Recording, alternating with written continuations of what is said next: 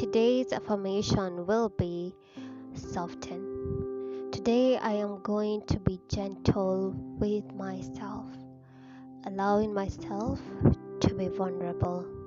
I acknowledge any pain, frustration, or anger. I know that I am safe and protected, and I'm able to sit and nurture myself. Welcome to another episode of Life is an Art podcast with me, Maggie.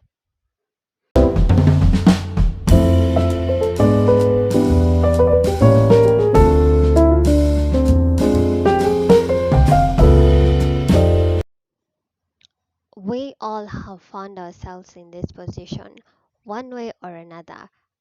I am 100% sure that we have, or maybe 80% of you guys, but for those who have found themselves in a position where you called yourself broke and you even called yourself poor, you even told yourself that between me and poverty is this 100 shillings or a dollar.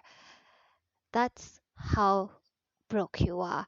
And in these times when you're broke and you really feel depleted, that you're not financially able to sustain yourself or your lifestyle in the place that you're in, it can be very, very frustrating.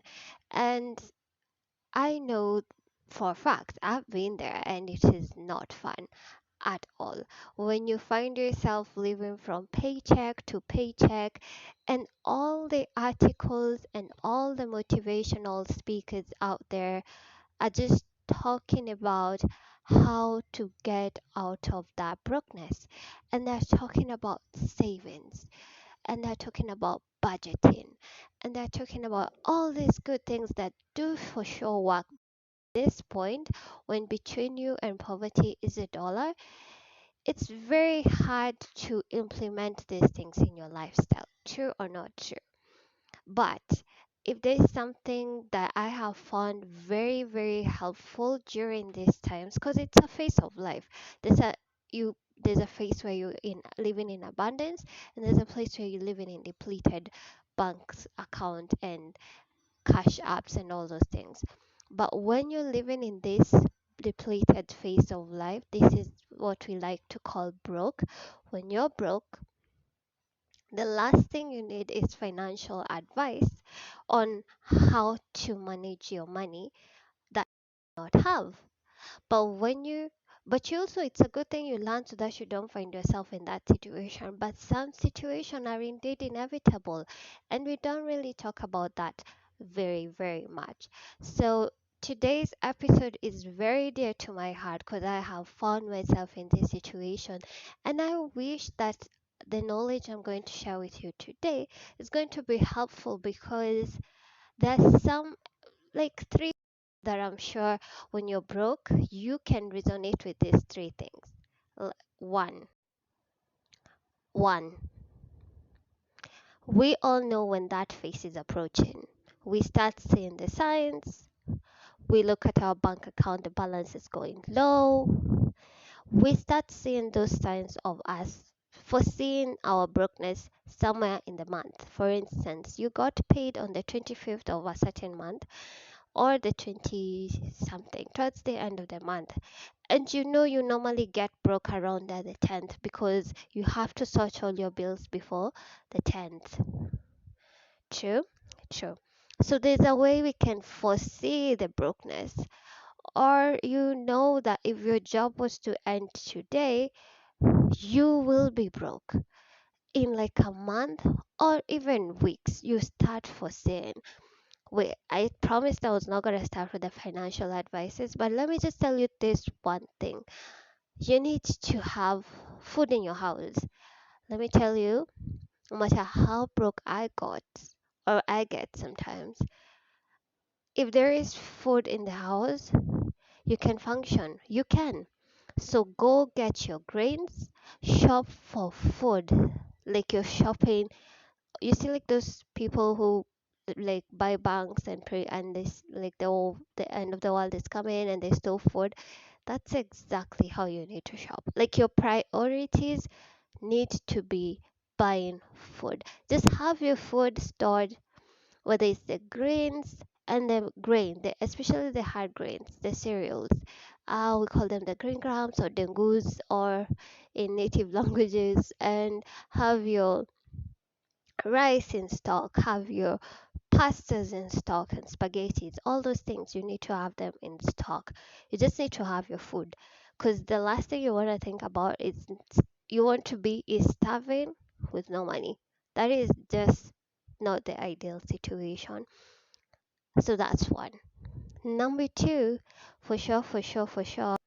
So if you rely on public transport to go to work, or you have a car, ensure that you have set aside at least 50 or even 80%. And if you can, like if for instance you're setting away $4 to sustain me with transport for the rest of the month, ensure that your transport to go to work is set aside.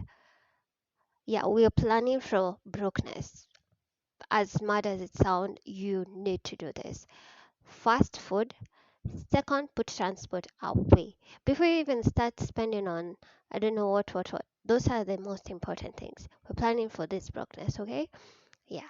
And the third thing is sort your rent. Sort your rent. You don't want to be starving. You don't have no place to live, and you don't want ways you can get to work. So you need food, you need to you need to set aside money for transport, and you need to pay for rent. The last thing you want to do is be scared of a landlord or your caretaker or people knocking on your door, and you really know even if they shake you upside down, you're not going to get that rent for them at date 15. You're not going to get that rent for them at date 15. So you're just preparing for brokenness. You'd rather even pay 80% because I know like you get broke because the budget is very tight and there are things that you now need to prioritize than others. And sometimes you even get broke because of poor financial decisions. So either or, there are three things you should have in mind: your rent, your food, and your transport should be on point. You know, the other things you can survive with and stuff like that, but you need to sort those main three things. Because trust me, when those three things are sorted, the last thing when you're broke in your broke phase, you will be living like in abundance, even if you know that between you and poverty, it's just 100 bob. Okay, good, great.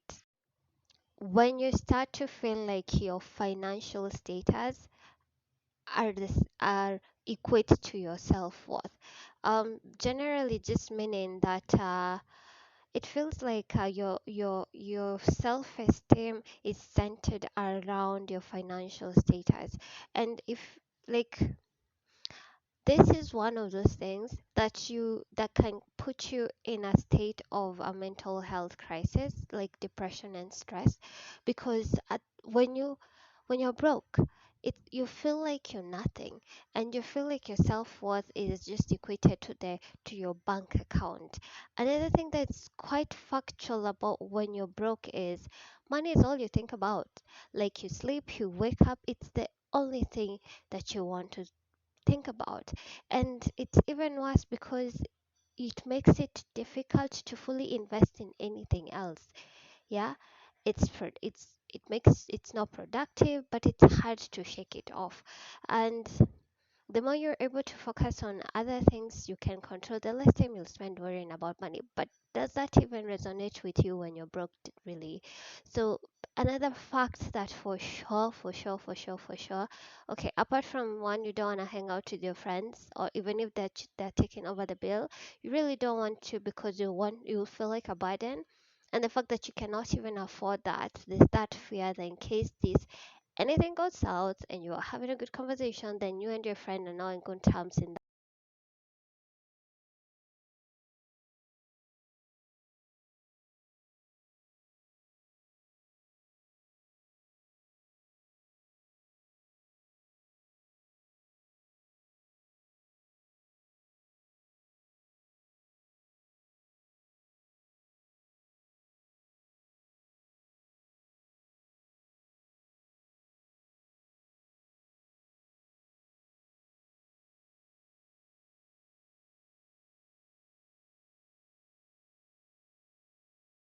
money.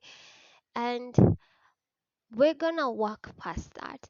And yes, everybody's gonna tell us start with the budget, save for your emergency fund, the 50 20 30 rule. You save 50%, you save 20% goes to your ways of life, 30% goes to your saving investments and yada yada yada, then 50% goes to your utility. It is, and I'm not like objecting that, sorry, I am not objecting that, but I just want to know that I can survive this brokenness. We just want to know that. And how can we live this life? How can we still have a productive life in this phase of life? How can we still remain and function at optimal level in this phase of life? That's the main question. Like, how can we navigate this brokenness without really taking the budgeting and financial advice? Yeah, because yeah, we do need that, but in that phase of life where you're surviving on a budget, on a dollar budget, how can you move forward? How can you live in that phase of life and come out stronger, more wiser, more, and still not compromise so much on the quality? So here's what I'm gonna tell you. So as I promised, we can now talk about surviving the broke phase. How do you survive this broke phase? Because it's hard and it's very emotional draining. Like we said, you can't avoid talking about money. And you were hearing about people investing and doing all those things, but you know you cannot do that. So, how do you survive and still maintain a healthy mindset, some sort of a healthy mindset, some sort of a healthy, productive way? These are the things that you should resort to. These are the free things that you can do when you're in your broke phase that can keep your mind and mental status at a level head, like very a bit stable. Because let's be honest, you get to some point and you really get depressed when you're broke, and you're seeing people and social media and helping. People are living in abundance, and you're like, people are eating in your favorite cafe, you can't. People are ordering in, you can't. You, at this time, you really just need to cook all your meals because you have your food in the house. So one of the things that you can do is watch recipes, shows. I know it sounds so weird, but there's something about cooking and that can really put your mind at ease and just put you in a creative mindset, and also help you eat different meals, experiment with different foods that you already bought in your house. You know, that's one thing. Are we good? Are we okay? Absolutely perfect. So number two is working out. You don't need a gym at this point. Let's be honest, you can't even afford it. So work out, doing a few exercises, taking a jog around your estate, around where you live, going for a run around where you live, um, towards the end of the day or the beginning of the day, depending on your schedule, doing just some exercises in your house with just watching some exercises on YouTube. You can be able to cope and just keep your mind and your body healthy in this phase. We're just looking for free things to do that can keep us level headed, that will cost us nothing because we have nothing at this point. Yeah. Another thing is we can clean. I know cleaning is not for everyone, but hear me out, hear me out. When when you're broke, and there's really nothing you can do, instead of sulking and thinking about, oh, the things I could be doing now if I had money, like right now I'll be out with my friends, but you don't have money, so what do? You can clean. You can ensure that the space that you live in is spotless. You can just go and clean, because cleaning gets your mind off so many things. Cleaning helps you, puts you centered to just put on that good, feel good music that you like. You take your cleaning supplies, even if it's just soap. It doesn't have to be the fancy bottles and spray bottles, even if it's just soap that you have in your house, and you just start cleaning places that you would ideally not think about cleaning. And that's a very good thing. Another thing that you can help you cope with brokenness during this phase is just self-care. And I've created a video of how you can self-care without money, but just to point out a few is like self-care, you don't need to have those expensive products that were being sold to. Just your regular soap, taking time to wash and scrub yourself, and putting on, even if it's that Vaseline, like with gentle and paying attention to your face. Another thing you can do when you're in this phase is just meditation. And I know you can't stop. Okay, one of the things that can really be helpful during this broke phase is generally faith. This trying and finding that connection with God, it's very important. It keeps you centered. Going to church or wherever you go to feel spiritually connected to God, it's a good time to start.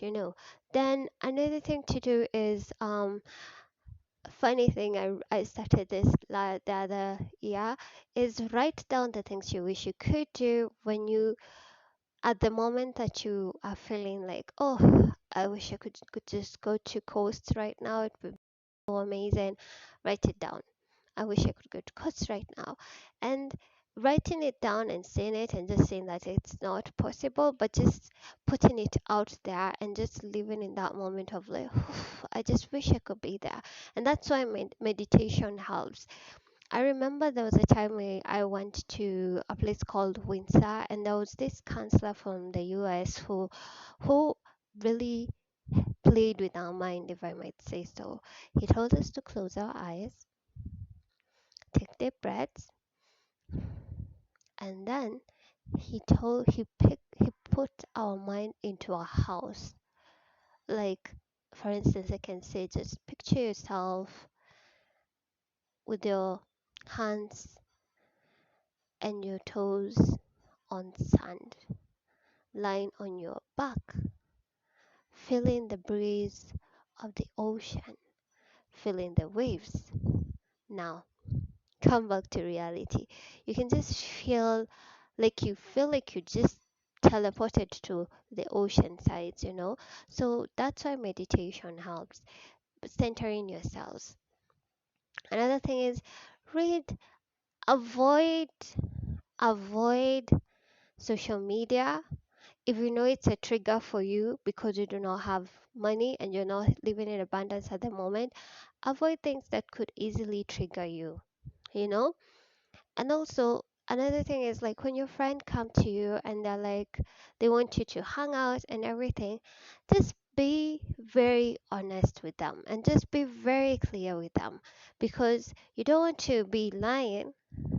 And you don't, I know the last thing we want is for people to have pity and something on us, but there's a way you can just say, hi, thanks for the invite, and taking into consideration that I would enjoy this activity, but at the moment I cannot afford to go for for that activity because my financial goal does not align with that particular activity, but I'll be sure to join you on your next one. However, I do wish you all the best, and you can send me pictures and call me when you're there so that I can feel like I'm part of the experience. Thank you. And in that way, you just told someone, I'm broken, I can afford it, so bye. But in a very genuine way, in a way that you still have your main friends and you still be close with your friends, even if you're not doing those activity. So I hope some of those tips can really help you navigate life during that phase of brokenness. Another thing is journaling, like writing down your thoughts and putting them down somewhere. And you can borrow things that are not materialistic like books, because you can ask, when you borrow books it doesn't really feel like you're borrowing something. When you can borrow books to read, and you can do free online courses just to upgrade your skills.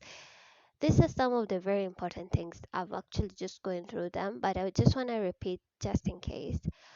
There's so many things out there that you can do in your broke phase just to get your mind off thinking about money all that time. You can take short courses online. You can listen to motivational like speakers, who just learn a new skill. Just learn a new skill. Learn a new skill online. That time that you think, oh my god, I would be in somewhere doing this and that, take that time to invest in yourself. Invest in yourself, because I've learned that so many people who lost their jobs and lost their income, and they took that time to upgrade their skills, they have actually, when they came back to the job market and finally someone was considering them for positions, they were absolutely amazing at this, because they took that time to learn themselves. They took that time to understand themselves. They took that time in their broke phase to add some skill onto their sleeves. And yeah, we can survive brokenness. As I conclude, can survive brokenness. We can survive this broke phase, and it's a phase that comes and go. It's like a it's like a valley. At some point you'll be down and then on top of the mountain. So don't feel ashamed. Don't feel paralyzed. Don't, because the fear of uncertainty brings along paralyzing thoughts. Don't feel paralyzed, don't feel undefeated. You got this, and you can go through this phase and you can come out on the other side feeling stronger and much capable and aware of the situations ahead of you. And one last thing is, as much as we when we're broke, we want to try and avoid all these motivations because of money, or you can go to the extreme and you want to look for how not to get broke again and yada yada yada. Evaluate your finances and see the reason why you are not making bank and why you are getting broke very very fast. And if some of these decisions, financial decisions that you're making, are leading you to brokenness, and they have no long term good effect on your life, like for instance if you're paying for a mortgage or land or investing and that's what making you broke, that's a positive brokenness. But when you're having a negative brokenness of where you go on trips that you know you can't afford, or you go on things, or you buy things that you know are not necessary, and some, you can just sit down with yourself, reevaluate how you live your life, and maybe the next month when you're broke, it won't be the same brokenness as the other month, because we can really change the trajectory that we want our lives to go on through. But we cannot ignore the fact that we go through these phases, and we need tools to overcome them and still have mental stability.